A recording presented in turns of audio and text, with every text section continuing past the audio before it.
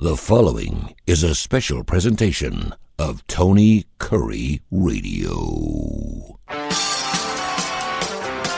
Want the real story behind the sound bites and headlines? Let's find the facts. Remember, it's not a conspiracy theory if it's the truth. You are not paranoid or confused. You just need to know.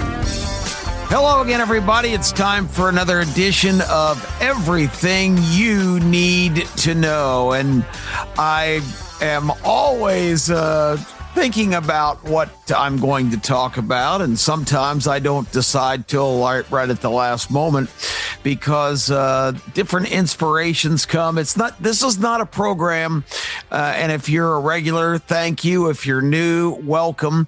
It's not a program that's scripted. It's not a program that I have all thought out. And I just basically pick whatever topic is moving me in a certain direction on a certain day and just kind of communicate with you directly my thoughts. And again, I never encourage, for all you new listeners, if you're tuned in for a seminar on what to think, you're in the wrong place, because I don't want to tell you what to think. I want everybody to think and reach conclusions themselves. That is what's lacking in this country. We have this sheep mentality that I don't know where it came from. The whole premise of this country was to be bold and individualistic. Now we are electing communist mayors to our biggest city, who I quoted I heard him and talked about it last week on the show when he actually declared the era of the frigid era of rugged individuality is going to give way to the warmth of collectivism. Well, you know, if you're an American and you know anything about the founding of your country, what he said there is total counter clock, opposite direction of what we are founded on, because rugged individualism and the opportunity to be the best you can possibly be as an individual to achieve, which if everybody has that goal, collective society would be in tremendous shape. But the messaging of socialism and communism is that we're all in this together. Kumbaya. Everybody join hands. We're all tied for first place.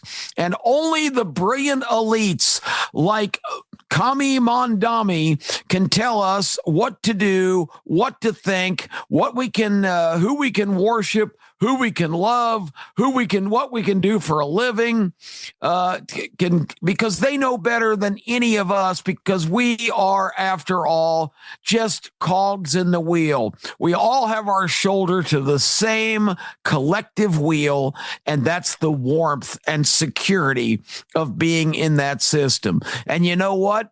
That's great rhetoric. It sounds fantastic, but it does not work. People are not built to be sheep. That is not what we are. We don't have four legs. We don't have wool. We don't baa. We don't just follow whatever the guy with the staff or be driven by horses. We're not sheep. We're human beings. So I wanted to start with that because the things that are on my nerves today, and there are some things that I have to unload on a little bit, and I hope that maybe it'll give you some perspective and you'll see where I'm coming from. But there were a couple of things that happened since our last visit, which ironically was well, it's not exactly a week, but it was almost a week ago, because we did the broadcast last Monday. On Tuesday, it was the anniversary of January 6th. January 6th, the most dramatically desponding, heartbreaking day in American history since the Civil War. That's how it continues to be painted. But what put me over the top of all of the media media rhetorics and reminders that this is the 5th anniversary of January 6th, the insurrection in the Capitol building. The candlelight vigil held at dusk on the Capitol steps to remember that day, with Chuck Schumer and Hakeem Jeffries and other far radical left-wing idiots getting up and completely misrepresenting what happened on that day and continuing to try and make it a big freaking deal. And let's talk about it, and let's put the facts out into the sunlight after hearing the rhetoric and the absolute BS from these people standing on the steps holding candles. I was kind of hoping one of them would get a bad grip or some wax would drip on them or something unpleasant. But the bottom line is the whole thing, a candlelight visual for January 6th. Well, let's recall what happened on January 6th. You had, after a 2020 election that had all kinds of, and this is not a strong enough word, questionable occurrences, like the fact that on election night around midnight, just absolutely coincidentally, equipment problems or staffing problems or COVID concerns where people had been exposed to each other too long. There was excuses in every state, but almost at the exact same time, 5 states suspended counting ballots. 5 states, 5 major states, 5 swing states, all at the same time. What a coincidence. And it was also a coincidence, I guess, at that time, President Donald Trump was in great shape in these counts with big leads in major states like Michigan and Pennsylvania, in Georgia, in North Carolina, and others. And voting was stopped and wasn't resumed until the next day. Or in some cases, like Georgia, they say, everybody go home, everybody come back tomorrow at 9 o'clock or whatever time they were going to resume for whatever excuse they had. I think Georgia's was technical problems with their equipment. That was the edict at that late hour on that night. And it turned out that all of the Republican monitors, and that's what you have at a vote count. You've got representatives from both sides. All the gullible Republican monitors went home, and counting resumed a couple hours later in the middle of the night with just Democrat observers. And lo and behold, the vote started to change. It is a miracle at all of these places. And also by the next day, countless absentee and early drop-off ballots started to show up in droves. How about that? There was an affidavit from a young man, not politically motivated. He was a young truck driver out of New York City, and he was dispatched, got a notice that he was needed at like 2 o'clock in the morning. He went down to wherever he worked. His truck was fully loaded with pallets. He drove it to the address in Philadelphia that he was asked to deliver them to. He arrived about 4:30 or 5 o'clock in the morning, backed up his truck, observed the people taking all these pallets off the back of his truck, pallets that had cardboard boxes neatly packed that had been put in there from some kind of what he described as some kind of documents. These clearly wound up being, with all the circumstantial evidence, they were freshly printed ballots of absentee votes for Pennsylvania, not for New York. They were printed in Pennsylvania, and this guy trucked them down there in the middle of the night. This is a signed affidavit. This is not some third-hand explanation. And this kid, I can't say kid because everybody's a kid to me these days, but he was in his mid-20s. This this guy said, and he was, again, not a politically motivated person, just was subpoenaed because the records stated that he made a midnight run from New York to Philadelphia. Anyway, the next day, when counting resumed, everything flipped. All this support was pouring in just out of the blue for Joe Biden. And next thing you know, Joe Biden is proclaimed the winner about a week later with a record amount of votes cast for him in a COVID year. So, there was that and 5,000 other circumstantial and very coincidental things that happened in that election. But the fact of the matter is, they had a circumstance with this pandemic and all the panic, and most of it now has been exposed as a complete fraud. All of the provisions about masks and staying 6 feet away and all the BS that we endured, all the stupid things you still see on some floors, the little stickers that tell you that you got to stand here and don't get any closer to anybody else. All of that was made up. None of that was beneficial. It was absolutely just a huge scam. And it was induced and started and even propagated by the Chinese, who were certainly in their best interest not to have Donald Trump reelected. Anyway, that's not what this show's about. The show is about the people on January 6th who went to the Capitol to a rally on the Capitol Mall. Donald Trump appeared that morning about 10 a.m., made a 22-minute speech. And in that speech, told these people that were there to express their outrage at all of the inconsistencies of the election, that, America was worth fighting for. And later on, that was in the first 2 minutes of his speech, talking about fighting and resisting the takeover our country. And at the 21-minute mark, in basically his final comments, he said, and I encourage you to go to the Capitol. But the rest of this is where it really gets interesting. Go to the Capitol and show your support for the lawmakers that you've elected that will be brave enough to stand up today and call attention to all of this. I can't remember the word he used, but basically he was saying, go there and support your lawmakers. But the media got very creative here. And then it was interesting how they dubbed the speech to the part in the beginning where saying we can't just sit back on our hands and idly accept this kind of thing.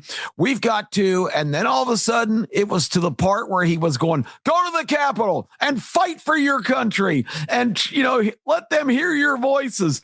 I mean, it was rhetoric from two different parts of the speech, and they were dubbed together. And there's no contention on this because already with lawsuits that have been filed, courts have awarded millions of dollars in damages in Trump's favor. And recently, the British Broadcasting Company did the exact same thing on a documentary about the attempted overthrow of the American government on January 6th, 2021. 5 years ago, last Tuesday, and BBC ran that same dub on their air. And, it's so ridiculous that they think they can get away with this in this era where they can show Trump's speech and completely disprove that was the sequence of events. He did not urge people to go to the Capitol. He did not. He did urge people to go to the Capitol, but only to show support for their lawmakers, not to try and overthrow the government or usurp the process that day of certifying the election in Congress. So with all that being said, the whole January 6th somber candlelight vigil is so preposterous and so ridiculous. It's funny how my brain sometimes goes to other things that I've seen or experienced and it becomes a frame of reference for me, because as I watched all this last Tuesday night and these speeches about the bloodthirsty gangs who came here intent on completely overthrowing our government and destroying our democracy by trying to interfere with the process of certifying the election. The bloodthirsty gang that broke windows and desecrated the hallways of Congress and ransacked offices. I mean, they're putting in all of this rhetoric of things that never occurred. We'll get to the rest of that in a minute. But the thing is that you need to know is all of this posturing, everything they're doing, this has been going on all 5 of these years since that day happened. And the results, this is a completely ridiculous situation of trying to create a major event, a shocking, unbelievable insurrection of people trying to overthrow the government. These were people, yes, that were outraged at the election, but you don't hear a word about every week, every day, this past weekend, all over the country, people were protesting the ICE enforcement of trying to round up illegals, mostly criminal illegals in this country. And nobody says anything about them being bloodthirsty or having some kind of agenda. But when a group of people that love the country gather and say this election was BS, we don't believe it, all of a sudden they are this uncontrollable, bloodthirsty mob, when all of these other people that gather every week, and a lot of them are the same people, a lot of them are being paid to be there. The whole thing is just such a clown show to bamboozle and confuse Americans that really don't pay attention. There are Americans now just buying the banana that the events last week in Minnesota were, just another example of this vicious government, applying violence to its own people for their own purposes. So the January 6th people did march to the Capitol. They were outside the Capitol. They were, really not doing much except for talking to media or listening to different speakers talking about the election and the inconsistencies. And all of a sudden, voices started to rise up that say, we need to storm the Capitol. We need to go in. And it turns out that those voices were operatives, and a lot of them were commissioned to be there by our own FBI under the control of probably the most nefarious guy that's been in government for a long, long time. Thank God, retired now, or he was forcibly retired out of office, Christopher Wray, who was just a political hack. He was the successor of the Robert Mueller and the chain with James Comey, these Ivy League educated eggheads who have these leftist views. They're from these backgrounds where they think they're elitists. There were FBI operatives, by some reports, up to 30 of them in the crowd, and their role that day was to, and I'm not saying they're FBI agents, these were people, professional antagonists placed there under the FBI control, and there's evidence to support this, overwhelming evidence. When Wray was asked in a subsequent congressional hearing, did you have personnel on the ground that day?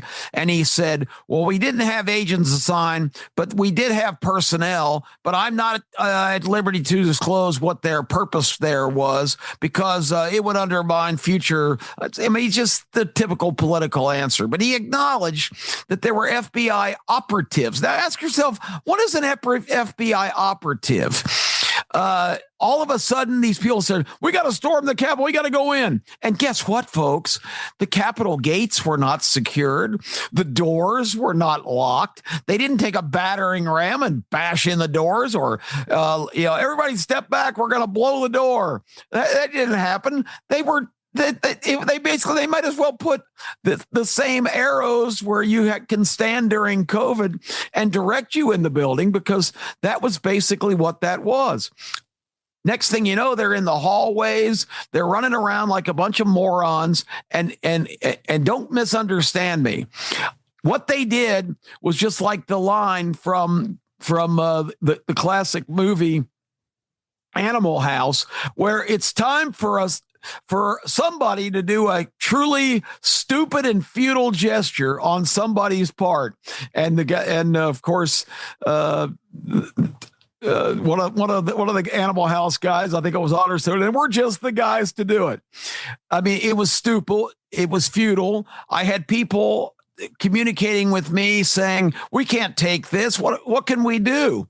And I said, folks, the water's under the bridge. Congress has already met to certify the election.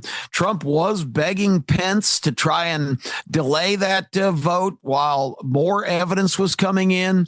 Pence refused because he did his duty, and I don't fault him for that. But the bottom line is, it was over. There was some news a couple days before that process from Arizona that they had found a bunch more ballots for Donald Trump that were never counted. And people were saying, well, this is going to do it. This is going to turn the election. They're going to turn the election around. What's the process for that?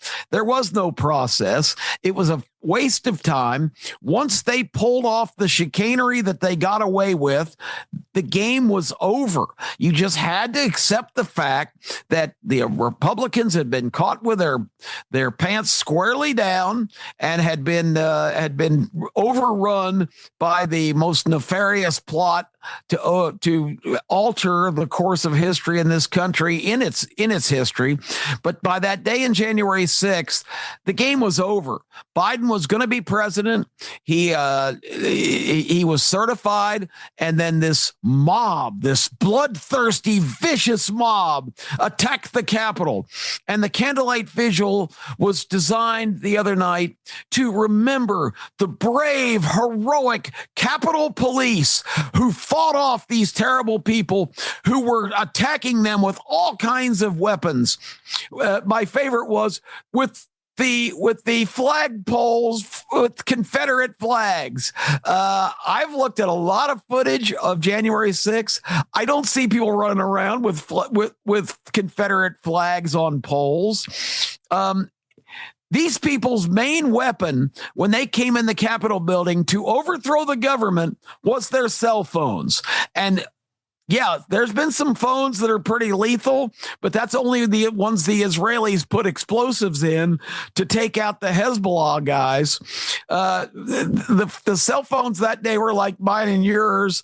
They were just to shoot selfies in the Capitol, showing that that these guys could be lured in. And that's exactly what they were, because the minute they entered the Capitol, it gave the Democrats so much capital that and capital spelled the other way, capital as in loot, so much riches for them that they continued to propagate and complain and have hearings. Remember, they had prime time hearings on TV, and they actually hired a former ABC producer to choreograph those shows to make them as dramatic as possible, because they thought they could sell this rotten banana to the American people that we came so close to having our government overthrown, our democracy destroyed, and they continued to just completely not let that go day after day, month after month. And the candlelight vigil shows you that they're still trying to keep that resuscitated and alive when everybody knows the truth now. It was all a big show. These stooges that were lured into the Capitol were just being used to create the ultimate political opportunism. And it's just so amazing. The only person killed in that entire incident was a retired Air Force veteran by the name of Ashley Babbitt, and she was shot in the back by a Capitol police officer.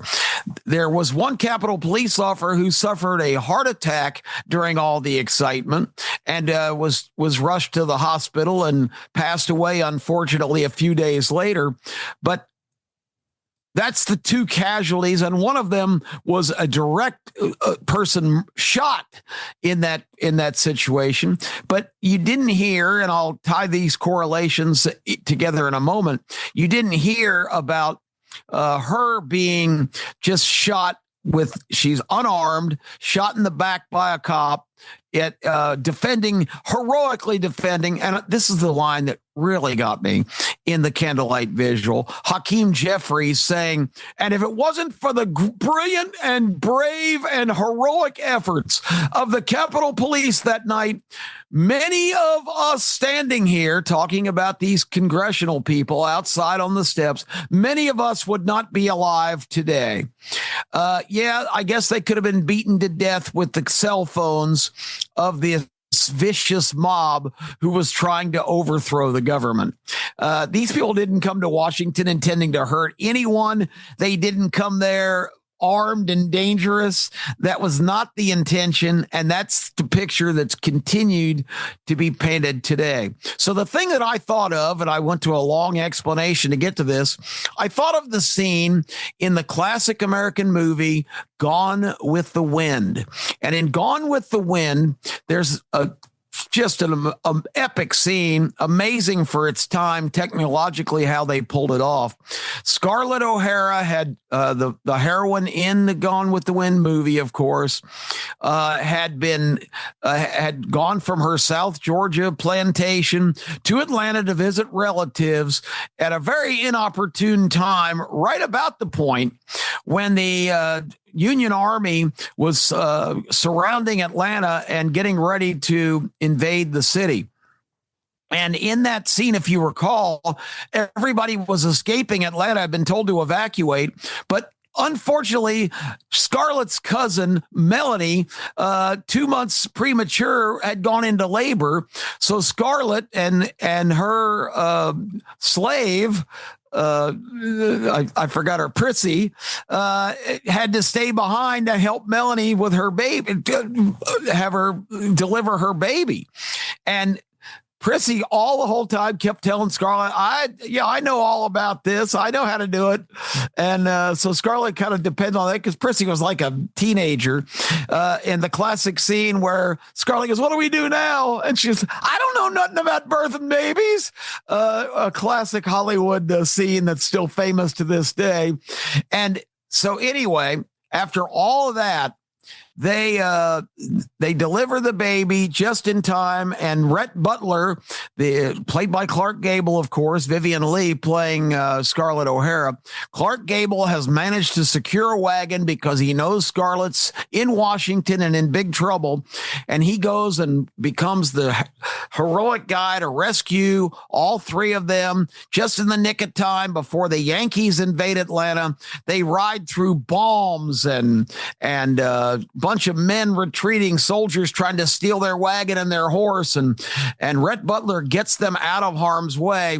The horse runs like 5 or 6 hours. It's they finally reach a point outside the city, and Rhett Butler jumps off the wagon and says, okay, you're going to take it the rest of the way. She goes, where are you going? Well, I have been profiting off this war instead of supporting the cause. I'm going to go join the remnants of what's left of the Confederate Army and at least do my part at the end of this conflict and stand, with my brothers at arms. And he deserts her. He just leaves her out in the middle of the country.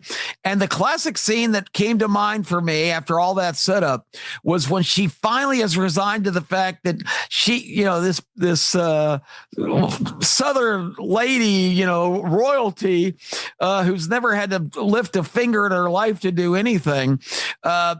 She gets in the wagon, and immediately takes the whip and hits the horse, who just kind of staggers a little bit and drops dead.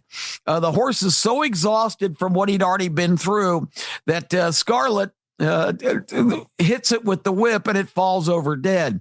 And right away, that scene made me think of the Democrats and these completely lunatics that are in Congress now, Chuck Schumer and Hakeem Jeffries, and these people that think we're all so stupid that we're still buying this narrative. And I know there's still people who do, but we'll get to that in a second.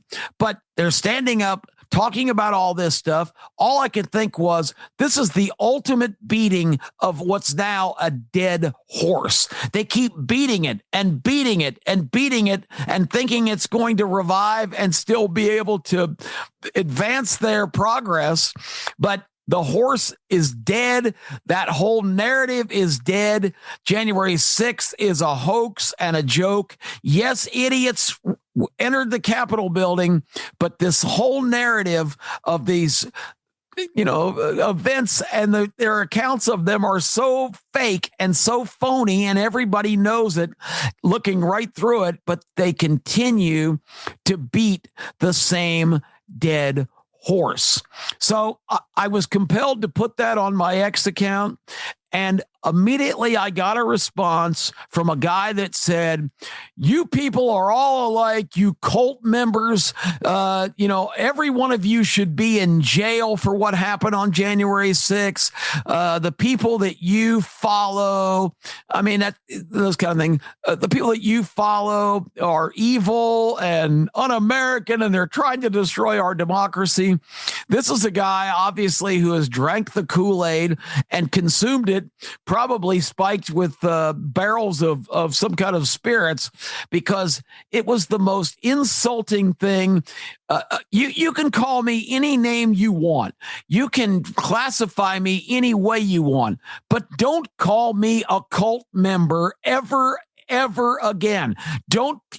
And the dirtiest word he used was follower. I am not a follower. I do not follow anybody's opinions. I don't follow or adhere to anybody's beliefs.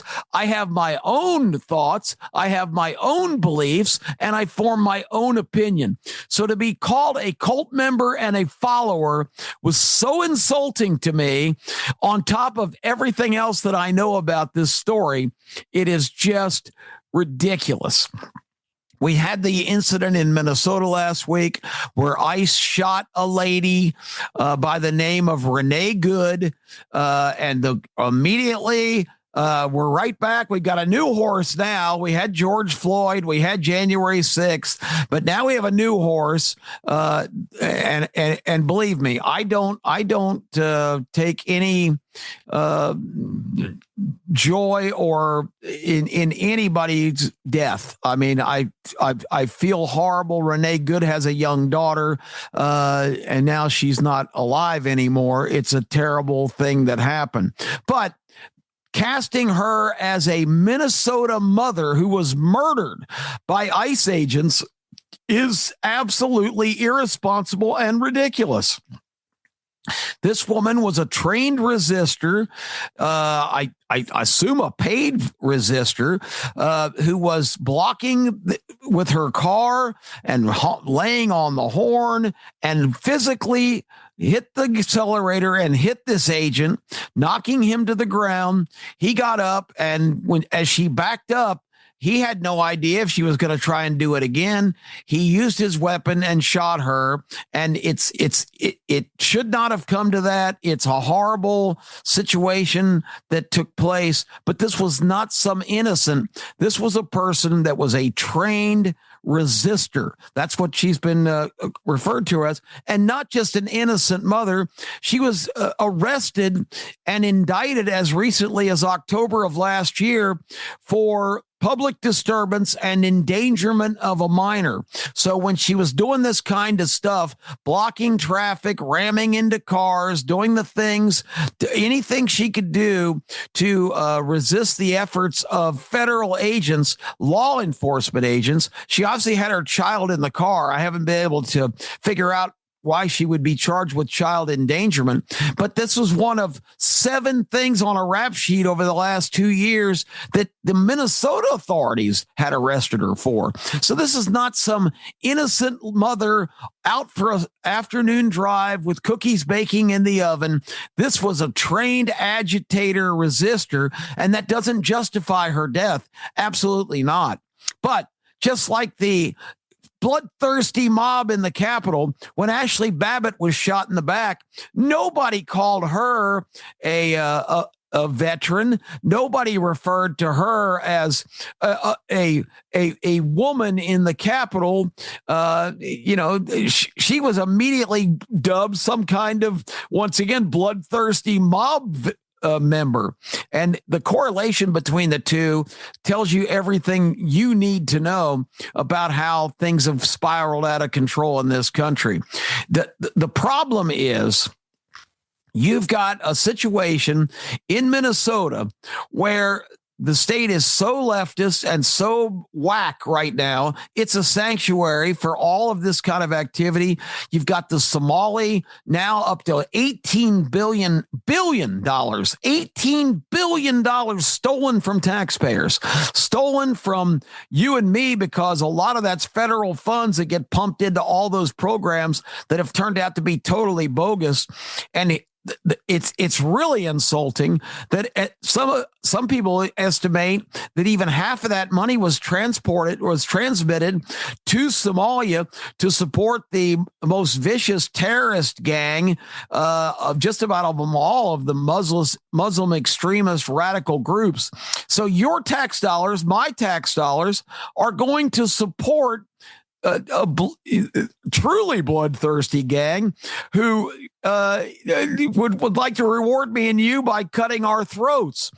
The hypocrisy and the absurdity of the situation is more than I can bear. And the fact that so many Americans are so uneducated and so naive and so, I'm just going to call it stupid, that they get into these giant organized rallies for some of the most despicable people in the country and in the world, and they yell and scream and chant and sing and all these things, and it's fashionable. It's like, I'm going to go out there to the protest today and be a part of it. I know absolutely nothing, but this is really a cool thing to do, to be anti my country, when being anti-American and being demonizing ICE, law enforcement officers just doing their job, what they're sworn to do, demonizing them, but not the criminal. I'll give you one more example. Got to wrap it up. But there was a recent chase in the streets of Minneapolis with ICE agents pursuing a guy they were trying to arrest who had all kinds of outstanding warrants for some hideous crimes: child sexual abuse, theft, armed robbery, assault. I mean, this guy was an illegal alien, and he's running from the police. And in his haste, he drives onto the campus of an elementary school, pursued by ICE, apparently jumps out of his car, tries to run into the school building. You've got a press conference last week of educators in Minnesota outraged that this was going on their campus, and they are calling for ICE to leave Minnesota because they are creating an unsafe environment for Minnesota residents, and now for school children who are now too terrified to come to school because they're worried that they're going to be harmed by ICE, by law enforcement officials. Now, there was not a word about the guy who led them to that campus, the guy who was running from the law, the guy who had actually charges of child sexual molestation. He's not endangering the community. It's the ICE agents trying to arrest him. It just goes to show you how warped and upside down everything is right now with these leftist morons who just can't see the right before their eyes the situation. It's ICE that's the danger. It's ICE that's causing the distress. It's not the illegal child molester, already a criminal for being in this country without documentation or authorization, but also has a rap sheet a mile long. He's not the problem. It's the guys trying to arrest him. Marinate on that for a little while and see what your conclusions are. I like to point out the things that I find absurd, and this is the definition of absurdity in letters as high as the highest skyscraper, because this country has got a lunatic fringe right now who are absolutely insane, and it's not all their fault, because we've gotten away from teaching people what all of these leftist ideals embody and what the results of them are, and to have especially young women out in the street screaming frantically at the top of their lungs about how evil and corrupt our government is, and being blind to the fact that the real problem is the people that they're out there supporting. You would rather support a criminal illegal, than law enforcement sworn to protect and serve their fellow citizens. I think we've got the wrong cast of characters. All of a sudden, think of the greatest heroes in our history.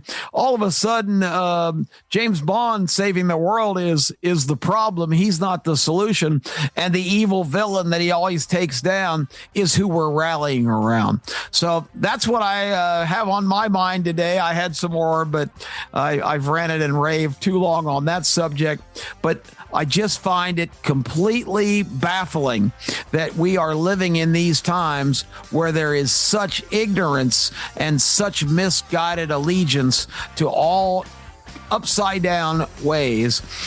January 6th was not an attempt to overthrow the government. It was a bunch of fools coerced into cooperating with one of the biggest entrapments of all time. I'm Kip Keefer. That's what I want you to know this week. We'll be back on TKR next week. Same bat time, same bat channel. This has been a special presentation of Tony Kurre Radio.